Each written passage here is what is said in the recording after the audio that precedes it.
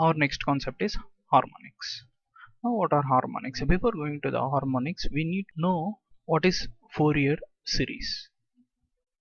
Fourier series, I think you learned in your mathematical subject. Fourier series is you can represent any periodic waveform in mathematical form. What is a periodic waveform? Which repeats after a particular amount of time. Sinusoidal is a periodic waveform, and a square wave is a periodic waveform, and a triangular wave is a periodic waveform. This section is repeating every time period t. So all these waveforms can be represented in mathematical form as product of some magnitude and a sine term, sine omega t. So simply this for first waveform, which is a pure sinusoidal, which can be represented as a sine omega t, and the second one, which is a square wave, since it is a complex wave, we can represent that particular wave in Fourier series as a1 times sine omega t plus a2 times sine 2 omega t plus a3 times sine 3 omega t. This is 2 omega t, this is 3 omega t, and so on. In this way, we can represent any signal, any periodic signal in the world mathematically with the help of sine terms, sine omega t, sine 2 omega t, sine 3 omega t, and so on. So the first term, which has a fundamental frequency omega t, this term is called as a fundamental term, or which has a fundamental frequency. Generally, for our supply, the fundamental frequency will be a 50 Hz. The second term, 2 omega t, which has a twice that of this frequency, which will be 2 omega t. This particular waveform, this particular term will have a frequency of 100 Hz. First term will have 50 Hz, second term will have 100 Hz, third term will have 150 Hz, and so on. So the terms apart from the fundamental are considered to be harmonic. So from the expressions, we can define harmonics as multiples of fundamental frequency. So these terms are called as a harmonics. Our target is to eliminate these harmonics.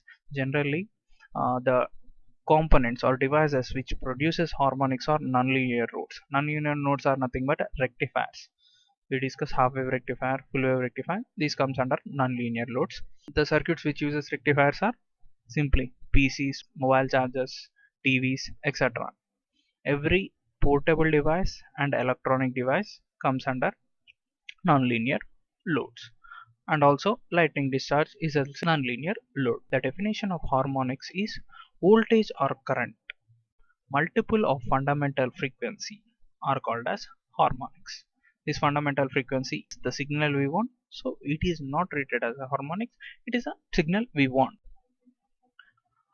Our next concept is filter. Now what are filters?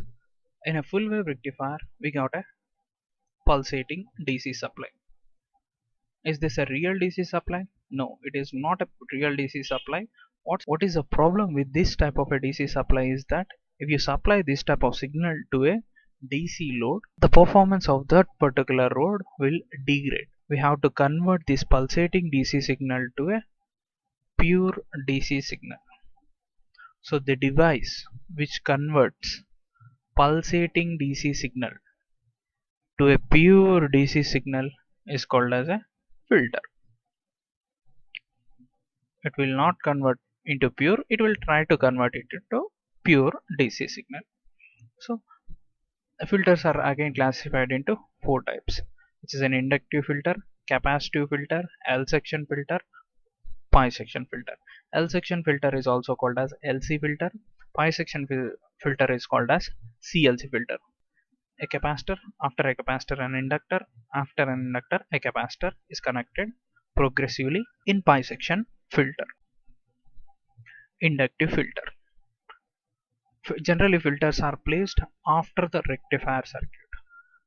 We drew a full wave rectifier circuit. after a full wave rectifier, a filter is connected. After a filter, a load is connected.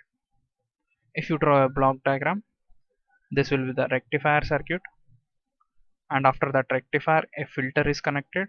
After a filter a load is connected. Generally in each and every, if you see in the capacitor type, a center tap full wave rectifier is connected. After that a capacitor filter. After that a load is been connected. This is a block diagram for every filter. So coming to the inductive filter. In an inductive filter, an inductor is connected in series with the load. So what is the property of an inductor?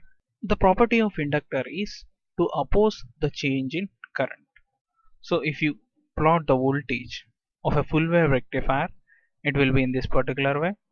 Similarly, the current will be, as the load is a resistive load, the current will be similar to that of a full wave rectifier voltage, which is a pulsating continuous DC supply. This is a current plot. So at this particular point in this section, the change in current is almost zero. At these loops, there is a rapid change in current. Current is drastically falling and drastically increasing. So at this particular point, the inductor will supply additional current to maintain a constant DC current. We will get a current waveform in this particular way. So where there is a rapid change in current, we will get a peaks. At this particular point, there is a rapid change in current, we will get a peak. At this particular point, there is not much change in current, so it will be the reference voltage, similar to that of a reference voltage. Similarly, on the negative side of the slope and also on the positive side of the slope, we have a rapid change in currents. So we will get a drafts and peaks at this particular point. So the red line is the output of an inductive filter, and the black line is the output current without a filter. Coming to the capacitive filter, the block diagram is same. At the first end we have a full wave rectifier, which is a center tap transformer, and the next we have a filter. At the end we have a load. Here filter used is a capacitive filter. There will be a single capacitor. So if you observe in the capacitive filter, the property of a capacitor is opposes rapid change in voltages. So this is a voltage waveform without a filter. From 0 to 90 degrees it will store the current, and after 90 degrees when voltage is falling beyond the reference one, it will slowly discharge and supply voltage to a load. So the capacitor from 0 to 90 degrees, it will slow the 0 to 90 degrees, the capacitor follows the voltage path, and after when it reaches the peak value, there is a sudden fall in a voltage. Capacitor opposes sudden change in voltages, so obviously will opposes that sudden change in drop.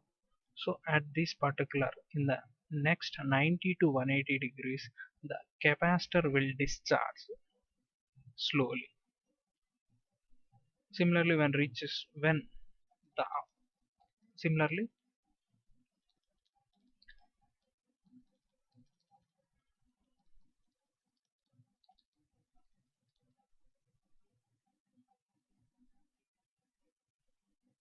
when the source voltage is greater than a capacitor voltage, the output voltage will be the source voltage.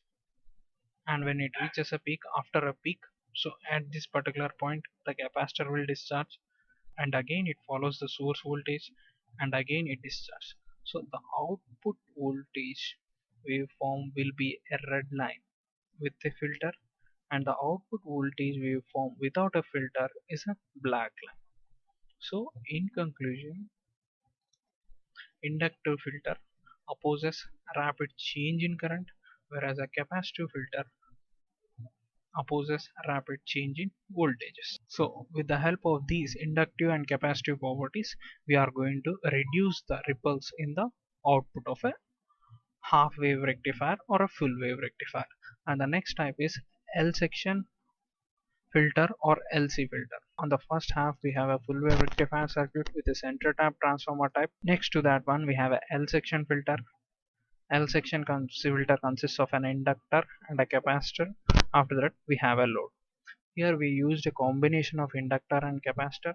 Due to this combination of inductor and capacitor, the voltage ripples in the output are reduced much further, and we will get almost a DC supply in this particular one. And the next type is a pi section filter, which further reduces the harmonics. In the first half we have a full wave rectifier circuit with same with the center tap transformer, and the next half we have a pi section filter. Pi section filter consists of a two capacitor and one inductor, C1 C2, and at the end we have a load. So in pi section filter, the harmonics or the ripples are further reduced and we almost get a straight line.